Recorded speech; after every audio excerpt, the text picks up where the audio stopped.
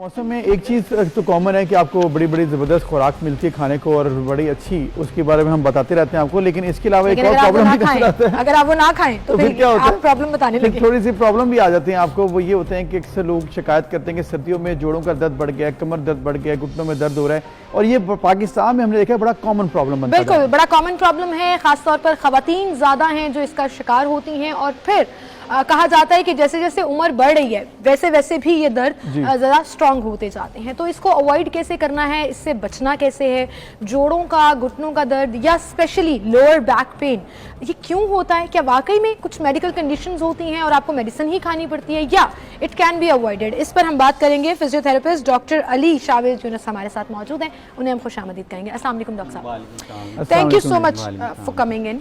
और ये अभी अबूजर जो कह रहे थे ना, ये अक्सर खुद भी शिकायत कर रहे होते हैं कि मेरे जोड़ों में दर्द है, कमर में खास लोअर बैक में दर्द होती है। मैं इनको अक्सर मजाक में कहती हूँ कि आपकी उम्र हो गई है इसलिए दर्द हो। लेकिन अब तो ये ऐसा नहीं है, आप खुद बताएंगी क्या है क्या ये मामला, क्योंकि नौजवानों में बहुत ज्यादा नजर आ रहा है आजकल। सर ये बेसिकली जो है, सबसे पहले तो हमारी जो एक्टिविटीज़ हैं आजकल की लेयर की एक्टिविटीज़ जो हैं वो बहुत ज़्यादा इस चीज़ को, और दूसरा हमारा जो पोस्चर है, ठीक है, हमारा बैठने का उठने का तरीका, हम सारा दिन बैठे रहते हैं या लेटे रहते हैं।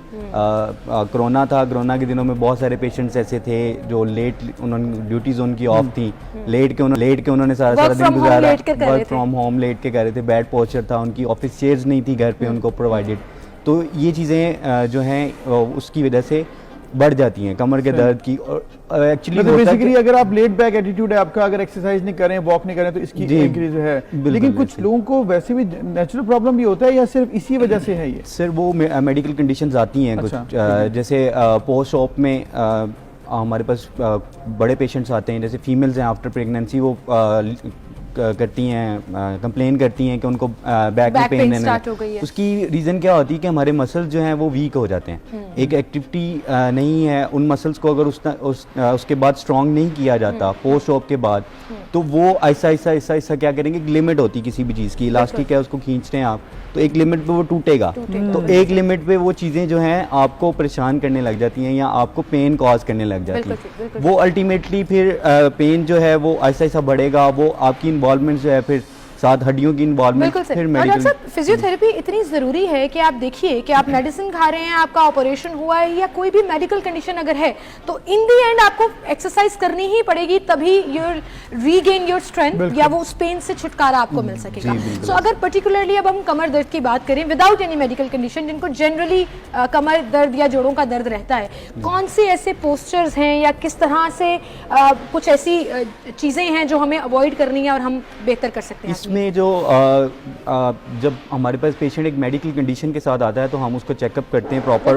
हाँ जी, वो पर्सन टू पर्सन वेरी करता है। नॉर्मल पर्सन के लिए ये है कि हम झुक के वजन ना उठाएं, हमारे पोस्चर से हम अपने नीज को बेंड करें, नीज को बेंड करके जो हमने चीज़ लिफ्ट करनी है वो अपने टांगों के जोर से उठाएं, हम ऐसे झुके नहीं, झुक के अगर आप खड़े हैं तो आप टोटली बेंड हो जाते हैं और कमर की जोर से आप चीज उठाने की कोशिश, उसमें स्ट्रेस जो है वो हमारे बैक मसल्स पे पड़ता है, वो मसल्स जो हैं वो स्पैज्म की तरफ जाते हैं, फिर स्ट्रेटनिंग और फिर इस तरह की बड़ी चीजें। आपने बताया कि अगर आपकी कमर में प्रॉब्लम है तो फिर आप झुक कर करें और घुटनों पर वजन डाल के करें, और घुटनों में भी दर्द हो रहा हो तो एक वक्त में आई थिंक ये जनरली भी है वैसे अबूजर, अगर आप अवॉइड भी करना चाहते हैं कमर के दर्द तो घुटनों के बल या टांगों के बल, तो फिर क्या करें? उसमें फिर हम असिस्टिव डिवाइसेस कुछ यूज कर सकते हैं पेशेंट्स के लिए। और घुटनों के दर्द हम पेशेंट्स की स्पेसिफिकली बात नहीं कर रहे, जनरल पब्लिक में हमारी ये बड़ी कंप्लेंट बढ़ती जा रही है, मतलब वो डॉक्टर पे जाती नहीं है, वो घर पर ही थोड़ा सा एक्सरसाइज की और फिर ठीक हो गए या वॉक कर ली या कोई मेडिसिन खा ली, वो क्या करें? उनके लिए जो है आजकल जैसे विंटर्स हैं, ब्लड सर्कुलेशन जो है वो हमारी कम हो जाती है विंटर्स में, और मसल्स जो हैं हमारे ज़्यादा वीकनेस की तरफ जाते हैं या ज़्यादा स्पैज्म की तरफ जाते हैं इन दिनों में, और कुछ बहुत सारे ऐसे लोग हैं जो कि वेट गेन करते हैं उसमें। तो उसमें हेल्दी टिप्स यही है कि आप अच्छा खाना खाएं, अपने आप को वार्म अप रखें, ठीक है जी, और कोई क्रीम्स जैसे होती हैं हमारे पास, पेन किलर क्रीम्स हैं, उनका इस्तेमाल करें और अपनी बॉडी को वार्म अप रखें, ठीक है। आप जितना आप वार्म रखेंगे उतना आपको पेन जो है वो कम होगा। अवॉइड करें, आप वेट गेन ना करें इन दिनों में। और जो एक्टिविटीज़ हैं जैसे हमारी डाइट में हम ले सकते हैं कि विटामिन डी की जो है उसको लें, और कैल्शियम का इंटेक ज़्यादा करें और धूप में बैठें। अच्छा, अक्सर लोग बड़े कॉन्शियस होते हैं डॉक्टर साहब, ये तो जनरल टर्म्स हो गई, लेकिन अगर आपकी कमर में दर्द है या ऐसा कुछ प्रॉब्लम है तो लेटने का पोस्चर एक दूसरा मैट्रेस बहुत मैटर करता है। बिल्कुल ये दो ऐसे। टिप्स बताइए कैसे होने चाहिए। लेटने का पोस्चर अगर हम मैं उल्टा लेटूंगा तो मेरी बैक पे 100% सपोज दैट के 100% प्रेशर है मेरी बैक अच्छा। पे, ठीक है। ठीक है। अगर मैं उसको सीधा लेट जाऊंगा तो वो 50% रह जाएगा। ठीक है। अगर ये एक सपोज वैल्यू है, अगर मैं अपनी टांगों को बेंड कर लूंगा लेटे हुए, सीधा लेटे हुए, तो वो मेरा जो प्रेशर है कमर पे वो 25% रह जाएगा। अच्छा। ठीक है। अगर उसी पोस्चर को मैं साइड करवट में लेट के अपनी दोनों टांगों के दरमियान में तकिया रख लूंगा तो मेरी बेस्ट बैक है। प्रेशर फ्री हो जाएगी। प्रेशर फ्री हो Okay. जाएगी। तो जिनको और- कमर में दर्द जी, है वो बिल्कुल। करवट लेकर लेटे जी। और पिलो जो है पिलो वो अपनी टांगों के साथ दरमियान रखें। एंड दोनों बिल्कुल घुटनों के दरमियान एक पिलो रख लें। और ये एक बेस्ट पोजीशन है जिसमें आपकी कमर के ऊपर ना तो इतना ज़्यादा प्रेशर पड़ेगा और बिल्कुल ना सही। ही आपको वो चीज़ बिल्कुल सही। जो है वो ठीक डिस्कम्फर्ट है। और एक आम आदमी को कैसे सोना चाहिए। ये यही बेस्ट पोजीशन यही है। best वैसे हाँ, ताकि मैंने फिर कोई बेसिकली भी पेन ही ना हो, very nice। इसलिए जी। एहतियात मैट्रेस? करें। मैट्रेस जो है ये बहुत एक है कि लोग बहुत कॉमन, मैंने अपने पेशेंट्स को सुना है जी, मैं गया था उन्होंने कहा जी हार्ड सरफेस के ऊपर लेटें। हार्ड सरफेस के ऊपर वो लेटते हैं, स्ट्रेटनिंग हो जाती है उनकी और चीज़ें वर्स हो जाती हैं। सॉफ्ट मैट्रेस यूज़ करें। Soft mattress in the sense के ना तो ज़्यादा ही सॉफ्ट हो और ना ही बहुत ज़्यादा hard हार्ड हो, हो जी। के वो आपको Continuous लकड़ी जैसा chocolate फील में। हो जी, और उसकी बिल्कुल। वजह से मजीद पेन हो जाए। अच्छा, ये बिल्कुल तो ऐसे। हम लोग मतलब अगर कोई नॉर्मल एज है तो फिर तो ठीक है, ये सब का एक्सरसाइज भी कर लेते हैं लोग, कर लेते हैं। अगर एज ज़्यादा है और फिर अभी कमर में रूटीन में दर्द है या जोड़ों में दर्द है, घुटनों में खासकर, उनके लिए मतलब थोड़े बूढ़े अफराद के लिए क्या आप सजेस्ट करते हैं कि वो रूटीन लाइफ में कैसे अपने आप को बेहतर कर सकते हैं। सर उसमें हम बेसिकली तो हमने रीज़न को डायग्नोस करना है। बैक रीज़न जो है, यूरिक एसिड के मसाइल्स हैं, आर्थराइटिस के, वियर एंड टियर है जिसमें पेशेंट्स को इन्फ्लेमेशन हो जाती है जॉइंट्स में, क्योंकि जो हमारी हड्डियां हैं वो रगड़ खाने, एक टाइम आता है कि कार्टिलेज जो है हमारे जॉइंट्स के दरमियान वो कम होने हो लग जाता जाती है, है बिल्कुल, बिल्कुल। ऐसा ऐसा। तो उसको हम मेंटेन कर सकते हैं एक्सरसाइज के थ्रू और अपनी डाइट के थ्रू।